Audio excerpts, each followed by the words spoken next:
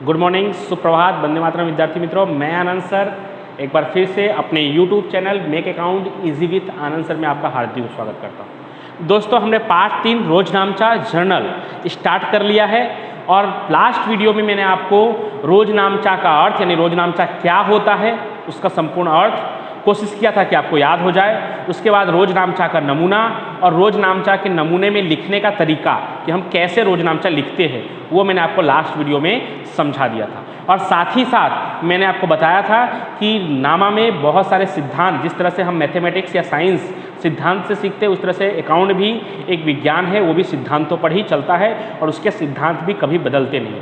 और उस छोटे मोटे सिद्धांतों का उपयोग करके आसानी से हम रोजनामचा सीख सकते हैं। पहले से हम पता कर सकते हैं कि कौन सा खाता उधार होगा और कौन सा खाता जमा होगा, एकदम आसान तरीके से। तो चलिए आज मैं आपको सिखाऊंगा उदाहरण नंबर 1 और कोशिश करूंगा कि उदाहरण नंबर 1 आपके स्क्रीन पर आपको साइड में दिखाई दे। लेकिन हमेशा की तरह आज से हम स्टार्ट करते हैं नोट।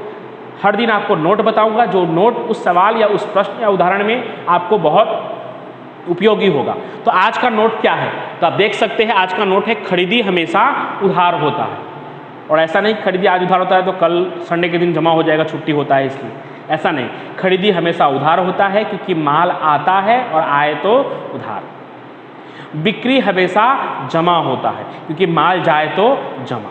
इसलिए याद रखिए, खरीदी हमेशा उधार, बिक्री हमेशा जमा। ये याद रखने का क्या फ़ायदा है, तो मैंने बताया था आपको कि अगर आपने याद रख लिया है कि भाई खरीदी हमेशा उधार होता है तो पक्का है कि अगर हमने रोकड़ खरीदा होगा तो रोकड़ जमा होगा, या किसी व्यक्ति के पास से उधार खरीदा होगा तो व्यक्ति का नाम जमा होगा। तो ये फ़ायदा है आपको। बिक्री हमेशा जमा होता है, ये आपने याद कर लिया एकदम अच्छी तरह से, बिठा लिया मन में। तो बिक्री हमेशा जमा होता है तो अगर आपने रोकड़ बेचा है तो रोकड़ उधार होगा क्योंकि बिक्री जमा हो रहा है।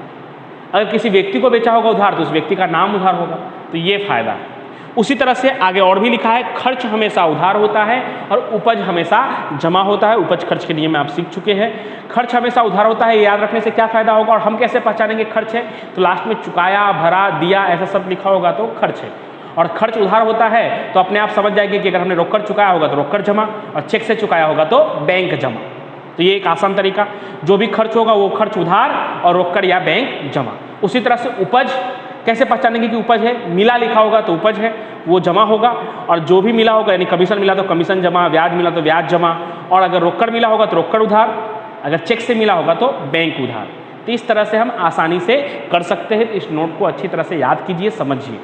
चलिए अब उदाहरण नंबर आप देख लेते हैं, एक पेज नंबर 53 पे है। निम्नलिखित व्यवहार प्रिया के रोजनामचा में लिखिए। किसके रोजनामचा में लिखिए? प्रिया के रोजनामचा में। तो फॉर्मेट बना दिया मैंने पहले से ही, प्रिया का रोजनामचा, तारीख, एक बड़ा सा विवरण, खाता पृष्ठ एकदम ना के बराबर जगह छोड़ना है, उधार रकम और जमा रकम। उसके बाद क्या लिखा है? 2014 मार्च 1। तो आपको तारीख में भी ऐसे 2014 ऊपर लिख देना है जैसे उन लोगों ने लिखा हुआ है, और मार्च 1 हिंदी में भी लिख सकते हैं आप। आपकी स्क्रीन पर आपको दिखाई दे रहा होगा क्या लिखा हुआ। पहला व्यवहार, 5000 का माल नगद खरीदा। 5000 का माल नगद खरीदा, और लास्ट वर्ड क्या है? खरीदा। तो खरीदी हमेशा क्या होता है? उधार। और कैसा खरीदा? तो नगद खरीदा। तो खरीदी उधार होता है तो पक्का समझ जाएंगे आप कि खरीदी उधार होता है तो नगद क्या होगा? जमा होगा।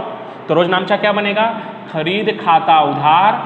जो लोग, मैं इस लेवल से पढ़ा रहा हूं कि जो लोगों ने पार्ट 2 नहीं सीखा है वो भी इस पार्ट को सीख सके। तो खरीद खाते उधार,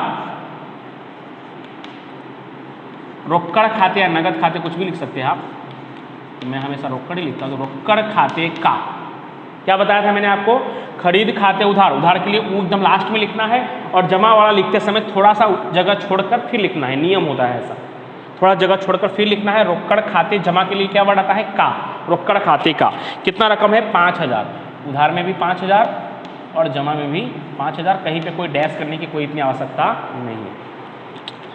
फिर 4 तारीख, ये क्रम नहीं है जो एक नंबर के बाद 2 ही नंबर आए, तारीख की बात है। तो 1 तारीख के बाद कौन सा तारीख है? 4 तारीख। अब इसका विवरण भी पहले हम लिख देंगे, जैसे मैंने आपको बताया था कि उसके नीचे उसका संक्षिप्त विवरण होता है। तो विवरण में क्या लिखेंगे? तो जो प्रश्न है वही विवरण में आपको लिख देना होता है। 5000 का माल खरीदा तो आप ऐसे लिख सकते हैं, 5000 का माल नगद खरीदा। अब रकम नहीं लिखना तो थोड़ा शॉर्ट में हो जाएगा, माल नगद खरीदा।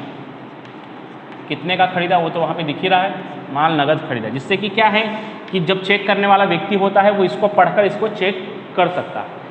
उसके बाद 4 तारीख, और जैसे ही व्यवहार पूरा हो ऐसे एक लाइन भी आपको खींचना है। 4 तारीख आप एक लाइन छोड़ के भी कर सकते हैं तो और अच्छा लगेगा, नहीं तो आप उसके नीचे से भी लिख सकते हैं। 4 तारीख को क्या कहा गया है, 8,000 का माल नंदन के पास से साख पर खरीदा। साख पर खरीदा मतलब उधार खरीदा। किसके पास से, नंदन के पास से। और फिर से क्या किया है, खरीदा। तो खरीदी क्या होता है, उधार। और जैसे ही आप समझ गए कि खरीदी उधार होता है तो दूसरा क्या नाम है उसमें, नंदन। तो नंदन क्या होगा, जमा होगा। तो क्या रोज नाम चाहेगा दोस्तों, खरीद खाता उधार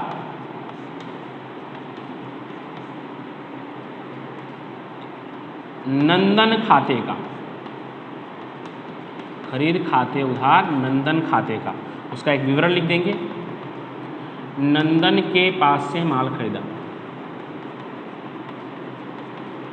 आपको विवरण में इतना कुछ सोचना नहीं है, आपको नहीं समझ में आया तो पूरा का पूरा सवाल ही लिखना है। मैंने भी पूरा सवाल ही लिखा है, बस रकम नहीं लिखा है, बाकी पूरा ही सवाल लिखा। आप पूरा सवाल दोहरा सकते हैं तो वही कहलाएगा आपका विवरण। कितने का माल खरीदा है हमने, तो 8,000। तो 8,000 उधार में भी 8,000 और जमा में भी 8,000। खाता पृष्ठ में आप डैश भी कर सकते हैं, नहीं भी करेंगे तो भी कोई बात नहीं। उसके बाद तारीख है 7 तारीख। 7 तारीख को क्या है, 4,000 का माल जिज्ञा को बेचा। 4,000 का माल जिज्ञा को बेचा। बेचा मतलब बिक्री, और बिक्री क्या होता है, तो आप वहां देख सकते हैं बिक्री क्या होता है, जमा। और बिक्री अगर जमा होगा तो किस, दूसरा क्या नाम है उसमें, जिज्ञा। तो जिज्ञा क्या होगा, उधार। तो रोज नामचा क्या बनेगा, जिज्ञा खाता उधार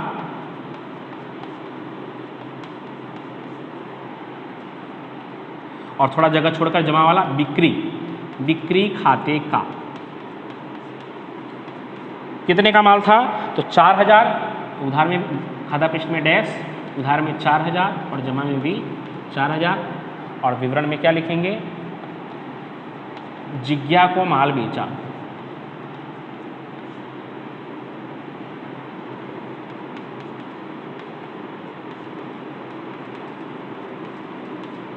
और फिर उसके नीचे एक लाइन खींच देंगे, तभी व्यवहार पूरा होगा। फिर तारीख 12, 200 कमीशन मिला। लास्ट में क्या लिखा है दोस्तों, मिला। मिला लिखा है तो क्या है, वो उपज है, और उपज है तो क्या होगा, वो जमा होगा। और कमीशन अगर जमा होगा तो क्या, कमीशन मिला है तो कुछ नहीं लिखा, मतलब रोकड़ मिला है तो रोकड़ आता है, रोकड़ क्या होगा, उधार होगा। तो क्या लिखेंगे, तारीख 12, रोकड़ खाते उधार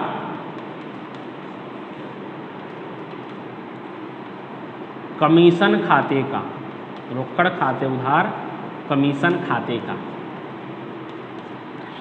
कितना मिला है, 200। तो 200 विवरण लिख देंगे उसका, कमीशन मिला।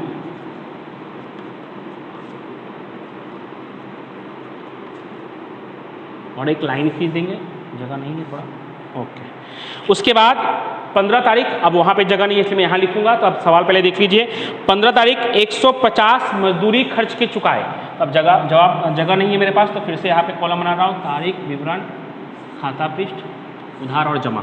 अब जैसे आपका पेज भर गया है तो एक नियम और होता है कि जब पेज भर जाए तो उस पेज के लास्ट में शेष आगे ले गए, यानी इतना इस पेज का जो टोटल है वो आप अगले पेज पर ले गए और अगले पेज पर शेष आगे लाए, ऐसा भी लिखना होता है।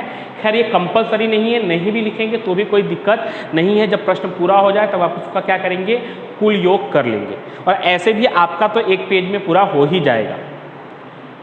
तो यहाँ पे भी वापस वही फॉर्मेट, तारीख, विवरण, खाता पृष्ठ, उधार और जमा। चलिए तारीख कौन सा था, तो 2014। फिर से आप अगला पेज पे लिख रहे हैं तो लिखना पड़ेगा आपको, मार्च 15। 150 मजदूरी खर्च का चुकाया। चुकाया लिखा है तो खर्च, और लिखा भी है मजदूरी खर्च। तो खर्च क्या होता है, उधार, और कैसे चुकाया होगा, रोकड़ चुकाया होगा तो रोकड़ जाता है, रोकड़ क्या होगा, जमा। तो मजदूरी खाते उधार या मजदूरी खर्च खाता उधार रोकड़ खाते का। जमा वाला थोड़ा साइड से लिखना है और जमा के लिए का वर्ड का उपयोग करना है। कितना, तो 150, 150, 150। विवरण लिख देंगे, मजदूरी के चुकाए, मजदूरी का चुकाया। इस तरह से आपका ये सवाल पूरा हो गया। पीछे देखते हैं, और व्यवहार तो नहीं दिया है, तो नहीं दिया है, खत्म। तो आप जब पूरा हो गया तो आप एक लाइन ऊपर और नीचे 2 लाइन, जब भी योग करते हैं तो नीचे 2 लाइन अकाउंट में नियम ही है, हमेशा याद रखिएगा। कुल योग कर देंगे, वो भी सिर्फ आप उधार या जमा किसी एक का कर लीजिए, क्योंकि जो योग उधार का होगा वही सेम योग जमा का भी होगा। तो जोड़ लेते हैं, 5 और 8 13, 13 और 4 17,200 और 150 यानी 350। 17,350 उधार में भी आएगा और 17,350 जमा में भी आएगा। दोनों पक्षों का योग समान ही होना चाहिए और समान ही होता भी है। तो ये आपका उदाहरण नंबर 1 है। होमवर्क दोस्तों, हमेशा मेरा होमवर्क आप अभी से सुन लीजिए कि मैं जो भी अपने वीडियो में करवाऊँ उसी को आपको नोटबुक में देखकर लिख लेना है और PDF या ईमेल स्वरूप में मुझे भेज देना है। हमेशा होमवर्क आपका वही रहेगा। तो इसको अच्छी तरह से आप लिख लीजिएगा और लिखकर मुझे भेजिएगा। Thank you so much.